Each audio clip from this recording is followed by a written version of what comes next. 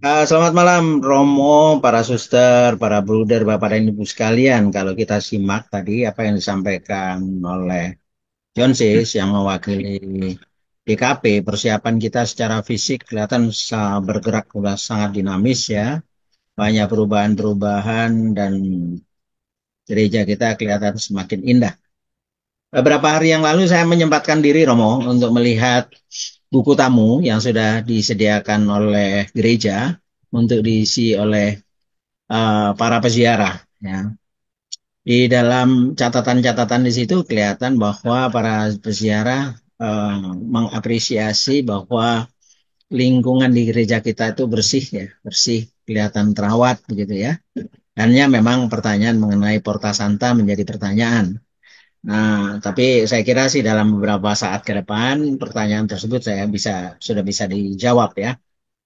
Nah, melengkapi persiapan-persiapan secara fisik yang telah disiapkan oleh DKP, maka kami dari DPP bersama-sama beberapa saat yang lalu beberapa kali kami meeting bersama Romo Alphonse, bagaimana Alphonsus Sembulinggi, bagaimana kita bisa menyiapkan secara rohani, jadi kan tidak hanya secara fisik, tetapi apa yang katedral akan lakukan untuk memberikan layanan rohani kepada para peziarah maupun umat katedral sendiri ya. Nah, ini kegiatan ada yang secara rutin nantinya. Pertama adalah misa jubileum ya. Misa jubileum ini nanti akan diselenggarakan. Jadi mulai minggu kedua, setiap minggu kedua, maaf, setiap minggu kedua dan keempat pada misa pukul 11, pada misa pukul 11.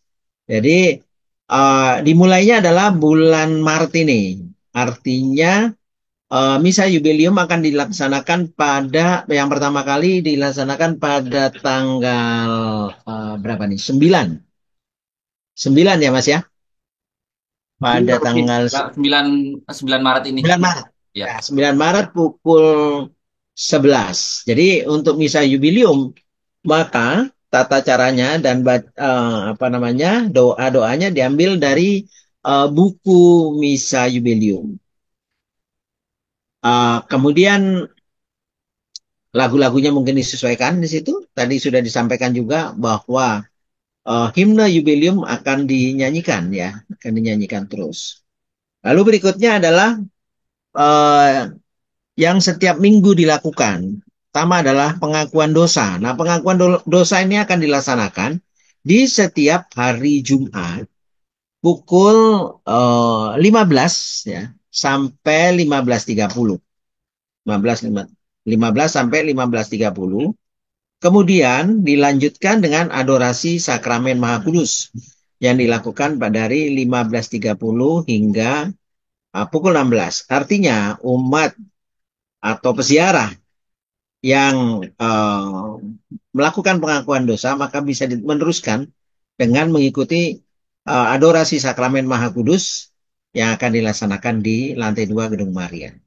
Oke, lanjut Mas Bayu.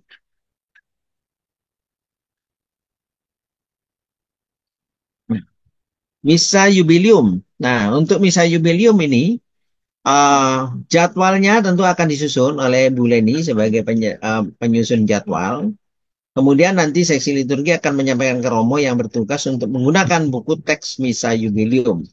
Nah, saat ini buku teks Jubileum sudah disediakan sebanyak sekitar 100 gitu ya, 100 eksemplar dan kami akan perbanyak ini sehingga diperkirakan kami akan sediakan sekitar 200 eksemplar dan itu nanti hanya akan disediakan di dalam gereja ya jadi di Gedung Maria maupun di aula tidak disediakan ini karena nanti akan agak sedikit sulit dalam mengumpulkan jadi buku untuk teks misa jubileum akan disediakan di dalam gereja dan berikutnya adalah pengakuan dosa penjadwalan Romo nanti akan disusun. Jadi khusus untuk pengakuan dosa nanti hanya satu romo yang standby untuk melayani pengakuan dosa. Ya. Akan tetapi selama nanti minggu pengakuan dosa Prapaskah, masa Advent, dan pelayanan pengakuan dosa Jubileum ditiadakan. Jadi Minggu pengakuan dosa Prapaskah, masa Advent, dan satu lagi ini selama Pekan Suci ya Mas ya, selama Pekan Suci ini ditiadakan.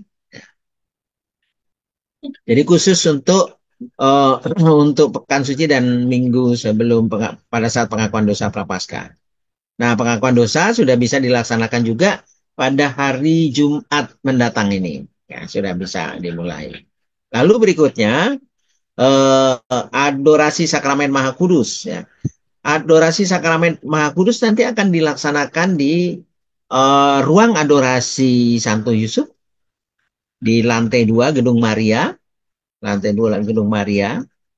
Nah, ini untuk adorasi nanti akan dipimpin bergantian, ada jadwalnya dan nanti akan disiapkan jadwalnya oleh koordinator kelompok personal Pak Clemens Wicaksono.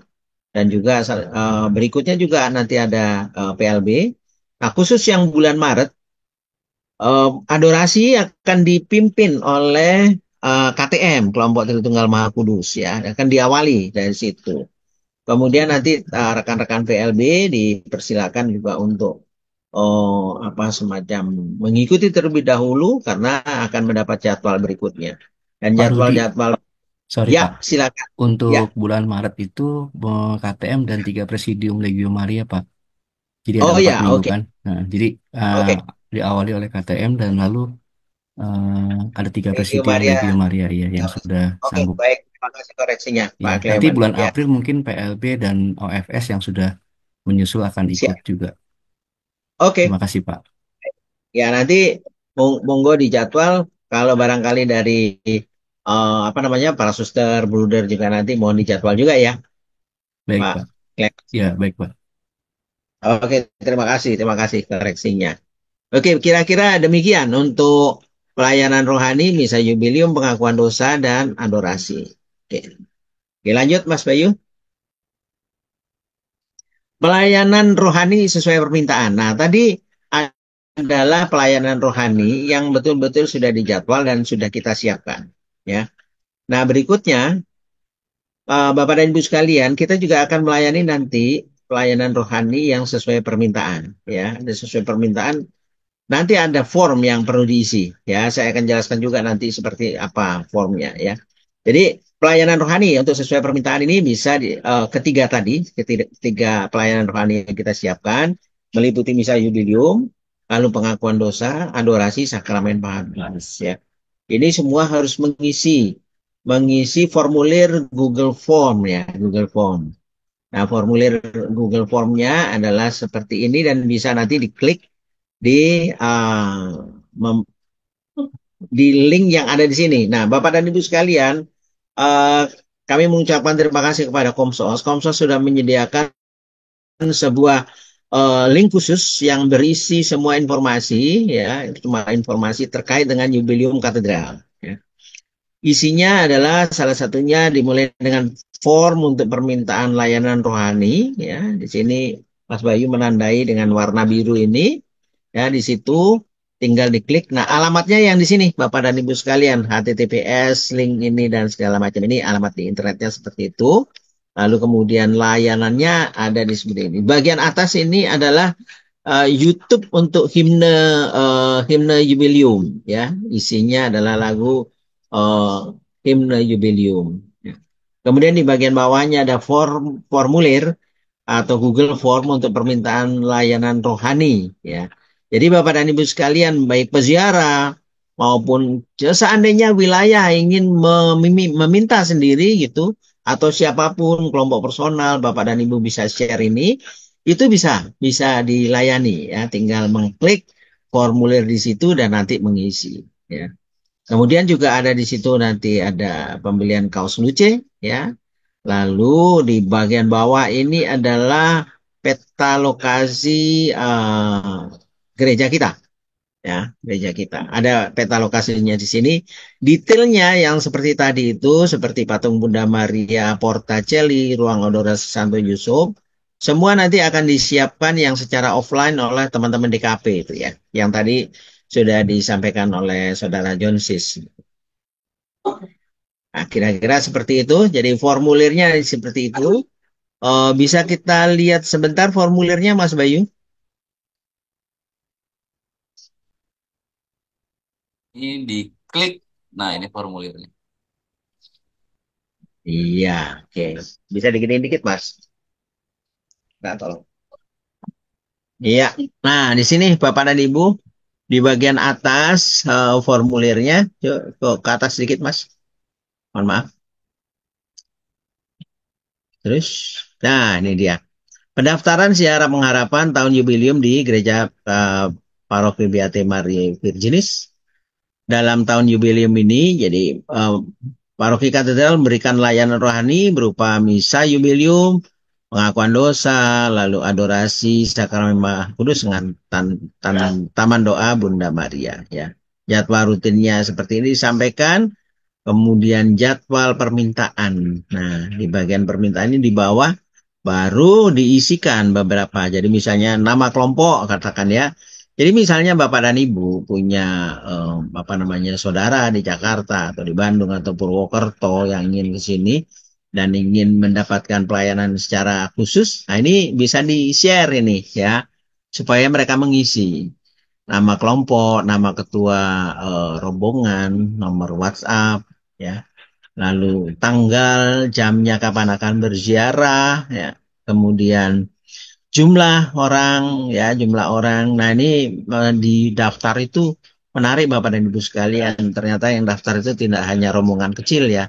Nah, ini ada bis besar, bis kecil, gitu. Termasuk di sini kami catat untuk mendapatkan supaya kami bisa mengarahkan gitu. Karena kalau bis besar, sejauh ini kalau di paroki katedral, parkiran paroki katedral agak sulit ya. Sehingga nanti dengan demikian kita perlu mengarahkan bis besar nanti akan kemana parkirnya. Lalu kendaraan, nah, lalu kemudian jumlah kendaraan ya untuk memastikan bahwa daerah parkir kita mencukupi. Nah, berikutnya ke bawah. Nah, ini pelayanan yang nanti akan dibutuhkan. Apakah misa, pengakuan dosa, adorasi, berdoa yang lain. Lalu ada pertanyaan terakhir adalah rombongan akan datang bersama pastor atau tidak.